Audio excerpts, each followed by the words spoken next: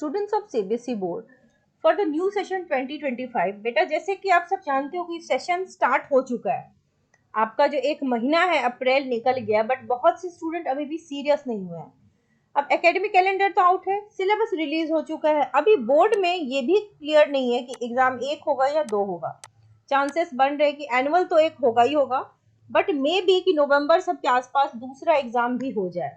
और बेटा सबसे बड़ा चेंज जो स्टूडेंट के लिए बहुत प्रॉब्लमेटिक होता है वो होता है एग्जाम का फॉर्मेट चेंज होना। Year on year format is getting change.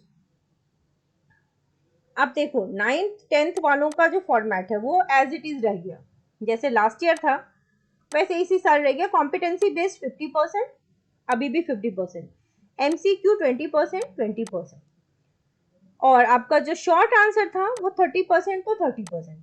अब इसमें हुआ क्या बेटा, देखो कि ये जो कॉम्पिटेंसी बेस्ड क्वेश्चंस होते हैं ये भी एमसीक्यू के फॉर्म में ही आते हैं। तो ओवरऑल आपके 70% जो पेपर होते हैं वो अब एमसीक्यू हो गए।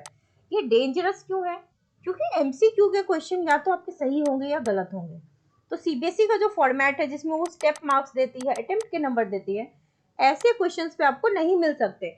तो 70% पेपर जो है उसमें आपको अटेम्प्ट के नंबर नहीं मिलेंगे। सिर्फ 30% पेपर है जिसमें लॉन्ग एंड शॉर्ट आंसर होता है, जिसमें आपको पॉइंट लिखने पे, कीवर्ड लिखने के मार्क्स मिलते हैं। तो इसी वजह से सीबीएसई में passing is becoming difficult year on year. 12th में देखो लेकिन एक बड़ा चेंज आया है which is dangerous for students कि देखो 40% था कॉम्पिटेंसी बेस्ड।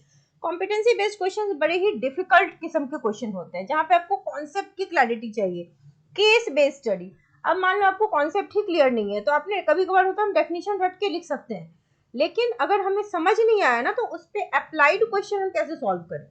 तो यहाँ पर क्या होता है ना, अप्लाइड क्वेश्चन पूछ देते हैं, सोर्स बेस्ड क्वेश्चन। पैराग्राफ दे दिया उसको समझ के लिखो। तो ये होते हैं दिक्कत वाले पार्ट। और चूंकि सीबीएसई ने इसको बढ़ाता शुरू कर दिया पिछले 3 साल से, क्या हो रहा है, 10% कॉम्पिटेंसी बढ़ता जा रहा है, बढ़ता जा रहा है, और परसेंटेज स्टूडेंट का गिरता जा रहा है। शॉर्ट एंड लॉन्ग आंसर ये बहुत कम हो गया, देखो 30% हो गया। अब 10th और 12th का फॉर्मेट सेम हो गया, जबकि 12th की passing criteria is difficult. Class 10th में क्या होता है ना बेटा, जब आप क्लास 10th में होते हो तो आपको थ्योरी प्लस प्रैक्टिकल मिला के 33 लाना होता है आउट ऑफ 100। बट अगर आप 12th में हो तो थ्योरी में सेपरेटली 33%, यानी कि जो सब्जेक्ट 70 मार्क्स की है उसमें आपको 23 चाहिए, और जो सब्जेक्ट 80 मार्क्स की उसमें आपको 26 मार्क्स चाहिए। That is why it is difficult to pass 12th rather than 10th। और पासिंग परसेंटेज 10th से ज्यादा 12th का कभी नहीं हुआ है, बराबर भी नहीं होता। तो इसीलिए आपके लिए अब सीरियस होने का टाइम आ गया है। So under the new format focus ये है कॉन्सेप्ट की क्लैरिटी, और लॉन्ग आंसर्स को खत्म कर, धीरे धीरे खत्म करने की कोशिश की जा रही है। देखो जो बच्चे टॉपर है उनके लिए तो दिक्कत उतनी नहीं है, क्योंकि कोई जेई प्रिपेयर कर रहा है, कोई नीट कर रहा है, कोई सीयूटी कर रहा है, तो साथ में आपका एमसीक्यू निकल जाएगा। लेकिन हर बच्चा जेई नहीं करता, हर बच्चा नीट की तैयारी नहीं करता है ना। तो average student, weaker section of student जिनका संख्या सबसे ज्यादा है, उन बच्चों को दिक्कत होती है पास होने में। तो सीबीएसई का जो ये फॉर्मेट है which is becoming difficult for students. अब सीबीएसई ने जो ये मूव लिया है, शिफ्ट किया है अपने वे को, moving away from rote memorising, जो रट के लिखते थे। देखो उसमें कम से कम 60% पेपर वैसा होना चाहिए था कि रट के लिखो, 40% में आप इनोवेशन क्रिएटिविटी को रखते थे। तो सीबीएसई ने उल्टा कर दिया है।